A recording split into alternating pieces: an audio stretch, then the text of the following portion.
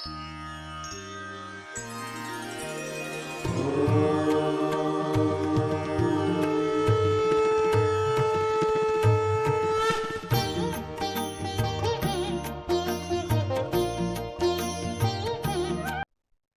मित्रों, महादेव का फलित ज्योतिष शास्त्र में आपका स्वागत है। रोज की तरह फिर मैं लेकर आए हूँ आज पुनः ज्योतिष के अंतर्गत अर्थात क्रकोटक कालसर्प योग भाग 3 के अंतर्गत आज हम चर्चा करें। तो आज का विषय इसी पर रहेगा कि जन्म कुंडली में किस भाव में राहु केतु की स्थिति बन जाए तो क्रकोटक कालसर्प योग का सृजन होता है, तो इसका क्या फल होता है, इसी से रिलेटेड आज का टॉपिक है। भाग 3 में हम चर्चा करें। तो टॉपिक पर चर्चा करने से पहले मैं आपको बता देना चाहता हूँ कि मेरे प्रिय दोस्तों, मेरे मित्रों, मैं आपको बताना चाहता हूँ क्योंकि अधिकांश यूट्यूब पे बहुत से ऐसे वीडियो होते हैं, वो एनिमेशन वीडियो बीच में डाल देते हैं और आपको लुभावना लगता है, काफी थ्रिलिंग लगता है, रोमांचक लगता है, तो आप वहां पर क्या करते हैं, उसे रोमांचक वजह से आप उस पर टिके रहते, लेकिन उसका ओरिजिनल रिजल्ट कुछ नहीं मिलता क्योंकि एनिमेशन वीडियो बार बार बीच में आता है, कहीं बोलते हो टॉपिक और बीच में वहां पर रीजन ये निकलता है कि वीडियो को काफी लंबी बनाया जाता है, तो उभाव व्यक्ति पर नहीं आता। लेकिन मेरे चैनल पर ऐसा कुछ नहीं, क्योंकि रियलिटी में मैं जो वास्तविक चीज होती है उसी टॉपिक को लेकर आता। मनगढ़ंत बातें मेरे पास नहीं आती, जो चीज ओरिजिनलिटी लिखी होती है ग्रंथ के अकॉर्डिंग में तुम्हें बताना चाहता, और ना ही मुझे एनिमेशन वीडियो से रिलेटेड कोई दिक्कत है जो डाली, लेकिन मैं रियलिटी ये बताना चाहता हूँ कि वास्तविक वीडियो ही मैं डालता हूँ, ना ही किसी एनिमेशन का सहारा लेता हूँ। इससे मेरे जो यूट्यूब फैमिली है उसे यहाँ पर कहीं ना कहीं नेगेटिविटी दिमाग में रहती है कि इनके चैनल पर कोई मतलब नहीं, छोड़कर चले जा। तो मैं मेरे चैनल पर वास्तविक वीडियो ही डालता हूँ, ना ही मुझे एनिमेशन वीडियो ऐड कर, ठीक है। तो come to the point, main मुद्दे पर आते हैं।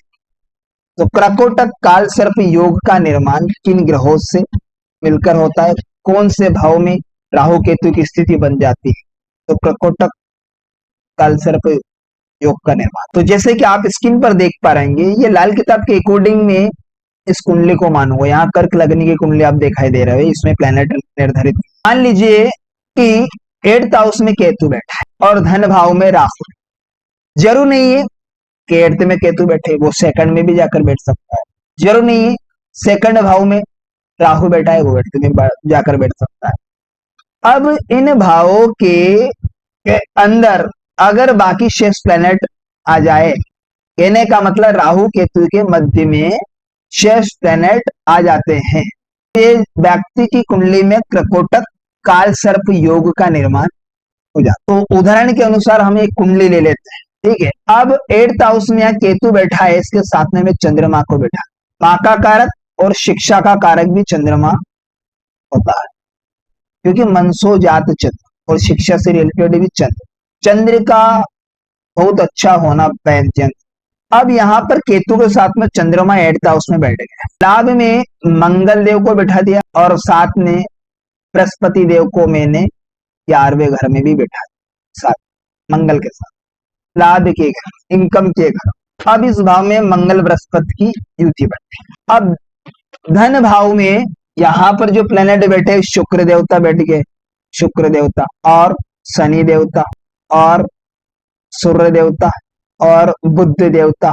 अब ये प्लेनेट धन भाव में बैठ गए। जरूरी नहीं है कि सूर्य शनि शुक्र बुध राहु के साथ में बैठे, वो लगन में बैठ सकते हैं, बाकी प्लेनेट 12वें घर में बैठ सकते या 10वें घर में बैठ सकते, 9वें घर में बैठ सकते, कहीं पर भी बैठ सकते या 8वें घर में बैठ सकते। पर बैठना कहाँ है, राहु केतु के चुंगल में।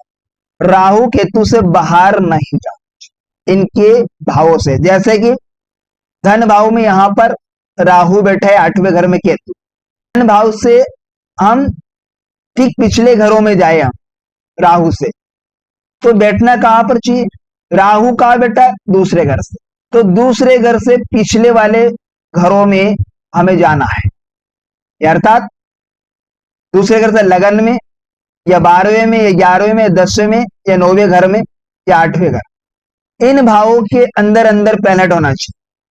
7वें घर में नहीं होना चाहिए, कोई भी एक प्लेनेट नहीं जाना चाहिए। अगर आना चाहिए तो पूरे प्लेनेट धन भाव से अगले क्रम भाव में आना चाहिए, यानी तीसरे घर में, चौथे घर में, 5वें घर में, छठे घर में या 8वें 7वें घर में या 8वें घर में, इन भावों के अंदर प्लेनेट होना चाहिए। तो एक क्रकोटक कालसर्प योग के अंतर्गत ये योग घटित होता है। क्योंकि अभी हम वर्तमान में धन भाव से 8th हाउस में बैठे प्लेनेट जो कि क्रकोटक कालसर्प योग आपको कुंडली में मैंने दिखा है। तो यदि आप चाहे तो इसका स्क्रीनशॉट ले सकते हैं। तो ये आप कुंडली देख पा रहेंगे, ये क्रकोटक कालसर्प योग की कुंडली, इसमें सर्जन। अब इसका हम एनालाइज करेंगे, तो कैसे करेंगे? सबसे पहले हम लगन को देखते हैं। तो यहाँ पर क्योंकि लाल किताब में लगन मैश है, मैश लगन। अब इस धन भाव में देखें तो सूर्य शनि का मेल नीच का राहु भी बनता है, राहु जो धन भाव में ही बैठा। ऐसे में व्यक्ति तेलीय चीजें का दान देगा, तरल चीजों का, तो तकलीफों का सामना करना पड़ेगा। व्यक्ति को तेल का दान करेगा, मंदिरों में कहीं गरीब जरूर, क्योंकि राहु से करना, तो लाल किताब के अकॉर्डिंग में प्रेडिक्शन करना। 8वें घर में बैठे केतु की दृष्टि राहु पर, जब भी राहु केतु मिलेंगे आर्टिफिशियल प्लेनेट शुक्र का निर्माण होता है, क्योंकि राहु केतु ही तो ऐसे प्लेनेट है जो शुक्र का निर्माण कर। तो यहाँ शुक्र भी धन भाव में बैठे, वापस आर्टिफिशियल प्लेनेट भी शुक्र बनकर निर्माण कर लेगा, क्योंकि केतु की दृष्टि राहु। अब सूर्य शनि का मेल होना यहाँ पर कंडीशन क्या करेगा? शुक्र को पीड़ित करना। जब भी दो प्लेनेट सूर्य शनि का मेल हो जाता है, दृष्टि संबंध बन, अगर शनि देखे सूर्य को तो शुभ, लेकिन सूर्य भी साथ में, शनि के साथ में, तो शुक्र भी आर्टिफिशियल प्लेनेट मियां बीबी का दाम्पत्य जीवन खराब कर देगा, रुपये पैसे संबंधित दिक्कतों का सामना करना पड़ेगा। तो सभी तरह से टोटली खराब, शुक्र पीड़ित, तो स्किन संबंधित प्रॉब्लम को भी यहाँ पर खराब करके रख। राहु बुद्धि का मेल आर्टिफिशियल प्लेनेट बृहस्पति का निर्माण कर लेता, जो कि लाभ के घर। 8वें घर में बैठे केतु की दृष्टि धन भाव पर और चंद्रमा की, टोटली इस भाव को भी खराब कर दिया, धन भाव खराब हो गया। अब केतु 8वें घर में बैठा है, तो केतु का पक्का घर होता है 8वां घर, तो मंगल बद, वो लाभ के घर में, तो लाभ कहाँ मिलेगा? और बड़ी बीमारियों का घर होता है 11वां घर, बड़ी बड़ी लंबी बीमारियां जो लंबे समय तक चलती है, वो बीमारी देगा। यहाँ आकस्मिक एक्सीडेंटल दुर्घटना जैसे शिकार हो जाएगा व्यक्ति, आकस्मिक बीमारी, बड़ी बड़ी लंबी बीमारियां, तो लाभ बिल्कुल पूरी तरह से खराब हो जाएगा। जो भी टेबलेट दवाई जो भी करेगा, इलाज पूरी तरह से खराब। भाई बहन को सुखों को खराब करके रख दिया, मामा के सुखों को खराब, दादी नानी के सुखों तक को भी खराब करके रख। माता को तकलीफों को सामना करना पड़ता है, मानसिक डिप्रेशन जैसी तकलीफ सामना करना पड़ता है। चंद्र केतु दोनों 8th हाउस में, बहुत अपना आप में खराब है। यहाँ पर भी 8वें घर टोटली या खराब करके रख दिया। अब इस योग में जन्म लेने वाला व्यक्ति, एक तो नौकरी में बार बार अड़चने आएगी। नौकरी की क्यों जिक्र किया? क्योंकि सूर्य एक सरकारी नौकरी कामकाज का रिलेटेड होता है, सरकारी रिलेटेड जो नौकरी होती है वो सूर्य से देखिए। घर का पक्का प्लेनेट बनता है शनि देवता, अपने कार्य व्यापार में तरक्की नहीं करने देगा। ये कर्कोटक काल सर्प योग इस प्रकार से घटित होता है।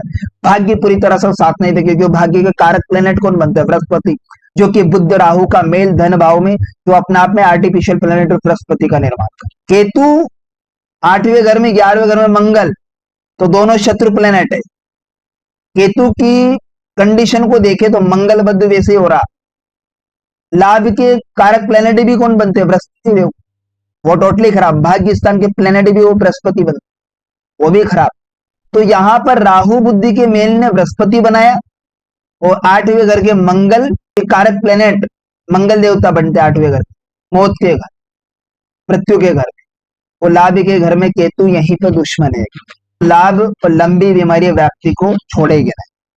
और धन भाव में राहु बुद्धि की युति आर्टिफिशियल प्लेनेट बनाकर बैठ गया, सूर्य शनि का मेल, और यहां पर केतु की टक्कर, इन्हें दृष्टि धन भाव पर। और सूर्य राहु दोनों एक ही प्लेनेट, जो कि सूर्य को खराब कर दिया, ग्रहण लगा दिया।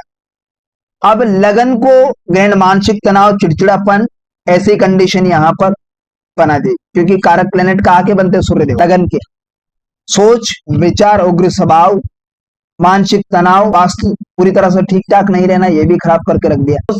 पंचम भाव के पक्के प्लेनेट बृहस्पति देव बनते, ये भी टोटली खराब। अब ऐसे में पैतृक संपत्ति का सुख भी व्यक्ति को नहीं, अकाल मृत्यु का भी योग बनता है, चित्र का पूरी तरह से सपोर्ट नहीं मिल, भाग्य पूरी तरह से सपोर्ट नहीं कर रहा है, बहुत अधिक बाधा और उत्पन्न करने वाला होगा ये योग। और अगर देखा जाए व्यापार में तरक्की भी नहीं मिल पाएगी पूरी तरह से, रोजी रोजान, डेली वेजेस की इनकम की कमी। तो ये इस प्रकार से ये योग कुंडली में घटित है। तो ये लाल किताब के अकॉर्डिंग इसका प्रेडिक्शन किया था हमने प्रकोटक कालसर्प। तो आशा करता हूं आपने इन पॉइंटों को नोट कर ही लिया होगा। तो मिलते हैं किसी नेक्स्ट वीडियो में, तब तक के लिए आप मुझे दीजिएगा इजाजत। नमस्कार।